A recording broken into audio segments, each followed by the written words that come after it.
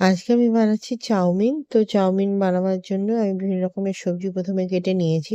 Beans, গাজর, capsicum, একটু রসুন নিয়েছি, অল্প একটু আদাও নিয়েছি, পেঁয়াজ কুচিয়ে নিয়েছি। এবার চাউমিনটা আমি সেদ্ধ করে নিয়েছি। সেদ্ধ করার পর সেটা আমি জল ঝরিয়ে রেখেছি।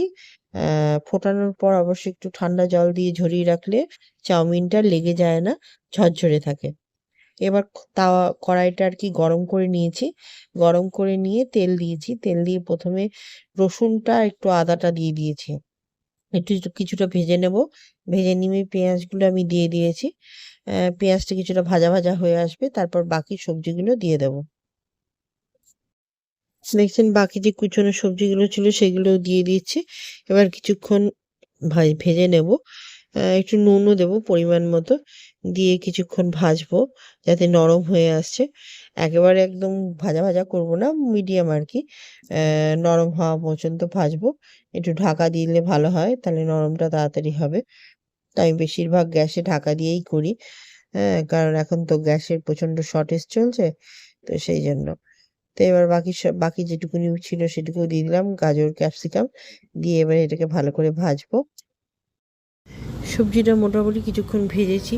এবার পরিমাণ মতো একটু নুন দিয়ে দেবো। নুন দিলে সবজিটা একটু নরম হবে, হ্যাঁ, তাড়াতাড়ি। তো ওই জন্য একটু নুন দিয়ে দেবো।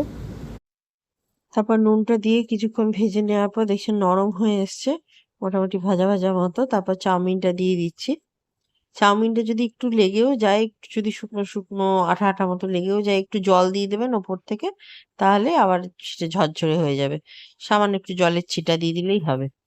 তো এরকম করে মানে ২ টো চামচ দিয়ে আমি করছি।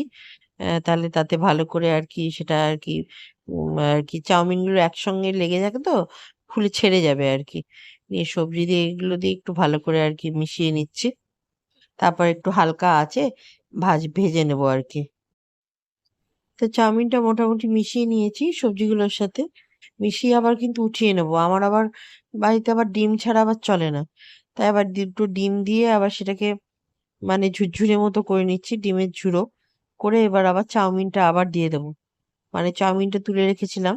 তুলে আবার এই ডিমটের ঝুড়োটা করে আবার দিয়ে দিচ্ছি। আর বাদাম তো ভেজে দোকান থেকে আনা থাকে। তো সেই বাদামও ওপর থেকে দিয়ে দিলাম। আর খেতে কিন্তু খুবই ভালো হয়েছিল। তো এরকম করেই আপনারা সবাই বানাবেন। আর সোয়া সস, চিলি সস দেয়া যায়, তো আমি আর দিইনি। ঘরে করেছিলাম। মাঝে, মাঝে দিয়ে করি। তো আমাকে বলল যে আজকে এমনি, এমনি সাদা, সাদা চাউমিন করতে। তো আমি ওইজন্য সাদা, সাদা চাউমিন করলাম। এরকম করে খাবেন, খুবই ভালো লাগে খেতে। আমিও পছন্দ করি। তো এইভাবে রেসিপিটা আজকে শেয়ার করলাম। যদি ভালো লাগে তো অতি অবশ্যই আমার সঙ্গে থাকবেন। আর কমেন্ট করে জানাবেন কেমন হয়েছে।